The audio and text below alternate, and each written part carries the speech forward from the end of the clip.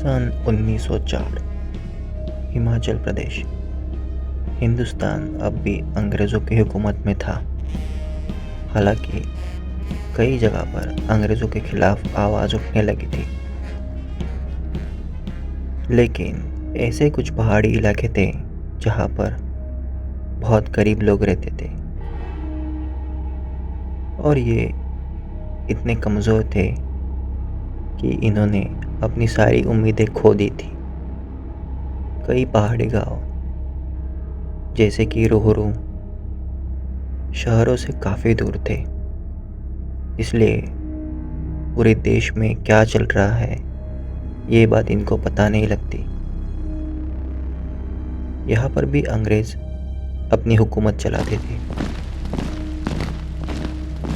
जो भी अंग्रेज़ों के खिलाफ बोलते उनको यहाँ पर पागल खाने में डाल दिया जाता था। ये पागल खाना अंग्रेज़ों ने ही बनाया था, खास करके उन हिंदुस्तानियों के लिए जो अंग्रेज़ों की बात नहीं मानते या उनके गुलाम होने से मना कर देते थे। एक दिन एक आदमी, एक औरत और 5 साल का छोटा बच्चा उस पागल खाने में लाए गए। ये तो कोई भी कह सकता था कि ये कोई पागल नहीं है, लेकिन फिर भी अंग्रेज़ों की ज़्यादती के ऊपर कोई भी आवाज़ नहीं उठाता था। आजकल इस पागल खाने में बहुत से शास्त्रज्ञ भी आने लगे थे। ये वो लोग थे जो हम हिंदुस्तानियों पर अलग अलग तरीके के एक्सपेरिमेंट कर कर देखते थे। बिना सोचे समझे उस पागल खाने के अधिकारी ने कागज़ पर धब्बा लगा दिया, ये तीनों के तीनों पागल हैं। वो औरत और वो इंसान एक अलग जगह पे और वो छोटा बच्चा एक अलग जगह पे। वो रात बीत गई, छोटा बच्चा रोते रहा। दूसरे दिन सुबह कुछ शास्त्रज्ञ आए और उस छोटे बच्चे को लेकर एक प्रयोगशाला में चले गए।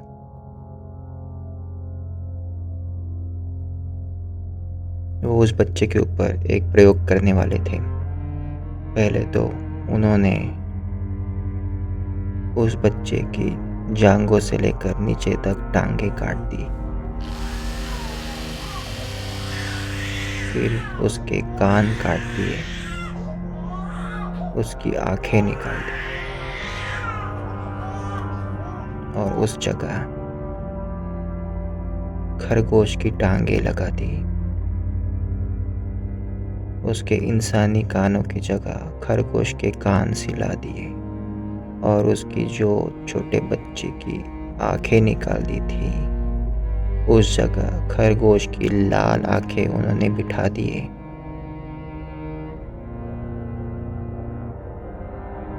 और ये सब चलता रहा। तब वो बच्चा सब कुछ महसूस कर सकता था। उसकी दर्द भरी चीखें पूरे पागल खाने में गूंज रही थी। बहुत से लोग उन अंग्रेज़ों को हाथ जोड़कर कह रहे थे कि ऐसा मत करो, उस छोटे बच्चे के साथ ऐसी दरिंदगी मत करो।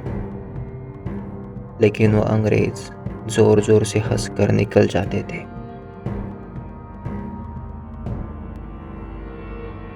वो बच्चा कई दिनों तक तड़पता रहा और दर्द से सिर्फ वो एक ही बात कहता,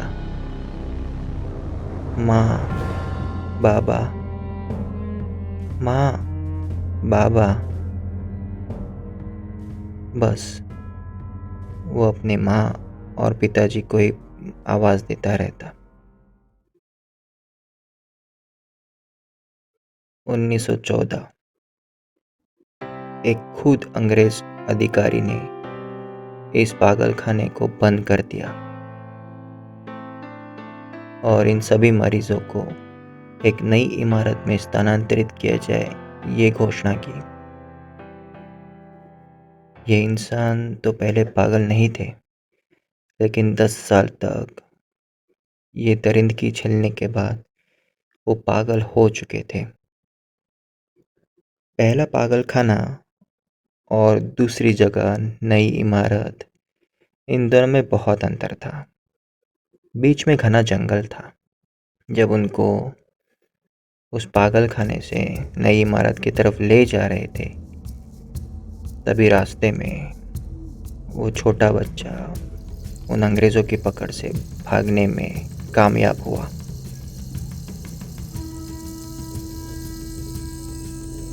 और उसके साथ और 2-3 पागल भी भाग चुके थे। जल्द ही स्थानीय अधिकारियों ने इन तीनों का पीछा किया,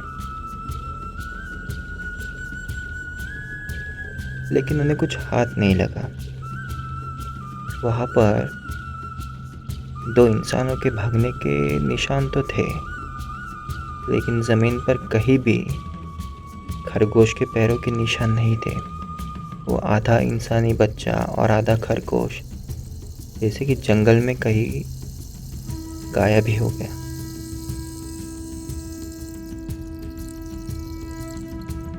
वो अधिकारी अंदर जंगल में दूर तक जाते रहे।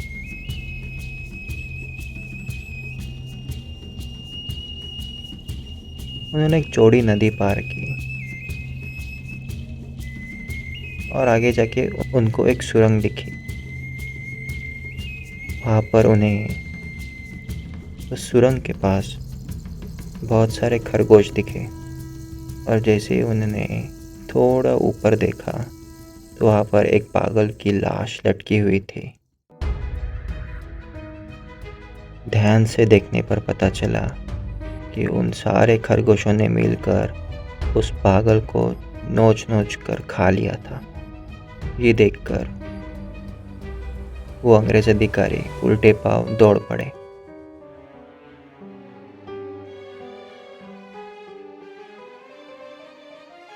इस घटना को अभी बहुत साल बीत गए।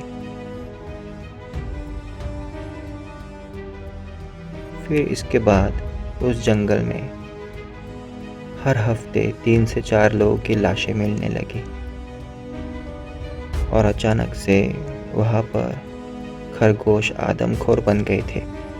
जो खरगोश कभी घास फूस खाते थे, इंसानों से डरते थे, वो भी बहुत ढीठ हो चुके थे और उनका आकार भी काफ़ी बढ़ गया था, और वो अब घास फूस नहीं खाते थे, वो इंसानों का मांस खाने लग गए थे। जैसे ही हिंदुस्तान को अंग्रेज़ों के हुकूमत से आज़ादी मिल गई, वैसे ये गांव भी पूरा खाली हो गया। आज भी उस गांव में जाने को बहुत लोग कतराते हैं। कहते हैं कि अगर आप जंगल से जा रहे हो और आपको आपके आसपास बहुत सारे खरगोश दिखने लगे, तो आपको तुरंत उल्टे पांव लौट जाना है। और अगर आपको उन खरगोशों के साथ कोई छोटा बच्चा अपने माँ और पिता को आवाज़ दे रहा हो, ऐसे सुनाई दे, तो बस आप भगवान से यही प्रार्थना करो कि वो आपको जल्द से जल्द ख़त्म कर दे।